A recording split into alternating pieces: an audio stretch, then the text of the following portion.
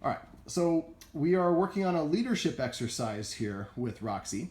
The guardian has her feet about shoulder width apart, and she's facing the dog. She has two treats. She's going to toss one a little bit further away, and then when the dog turns around, she's going to drop. No, there you go. Drop it. Now I would have had you get down a little bit closer to the floor when you drop it. Now make sure your hips are forward. Now step backwards.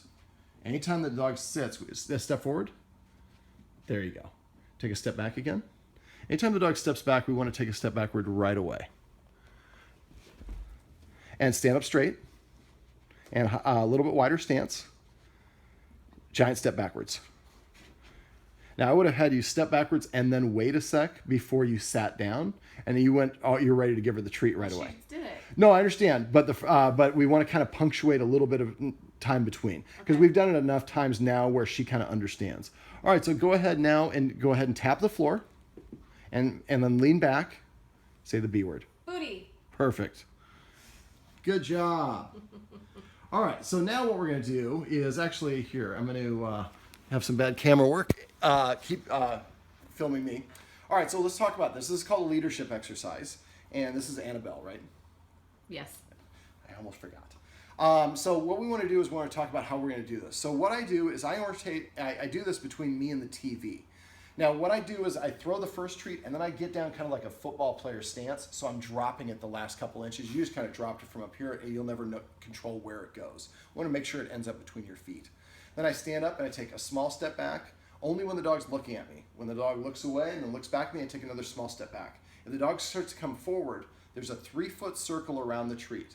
So if it is about 3.5 feet crosses the 3.5 foot line, I make a hissing sound. If it crosses the 3-foot line, I march at the dog until it gets outside of the 3-foot zone. The dog can walk all the way around the circle. It doesn't have to go anywhere in particular. It just has to stay outside the 3-foot zone. Okay. Now, once I've started doing it, the dog starts laying down within about 10 seconds, 15 seconds right away. It recognizes as soon as I lie down, I get the treat. Well, then the next stage is we're going to ask the dog to wait longer and longer periods of time. So the next time we would do it is after I dropped it, after the dog, and this is about what we just did, after the dog lays down, we're going to wait 10 seconds. Then we lean forward and give the dog a treat. Next time we do it, 20 seconds, and we work up to a minute. You can also do 15, 30, 45. Just make sure you don't make it too big of a jump. I usually like to do about 15 seconds until we get to a minute. Then I go by 1 minute increments up to 15 minutes.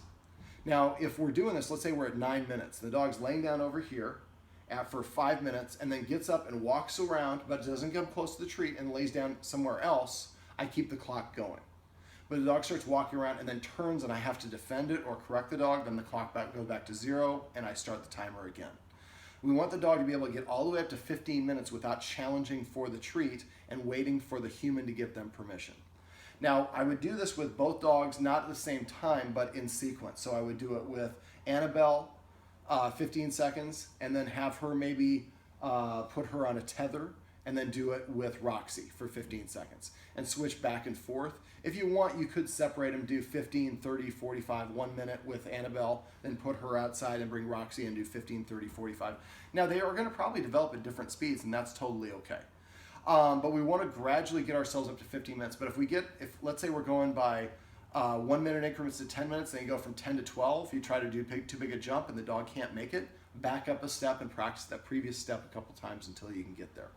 Now remember, this is to help you practice the escalating consequences and the dogs to recognize what's going on and that they have to respect you.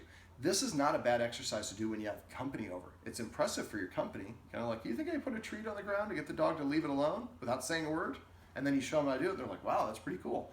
But it distracts the dog. Instead of focusing on barking at the dog or the guest or jumping up on them, I'm focused on the treat. I have a target to aspire for. So this is what I call a leadership exercise.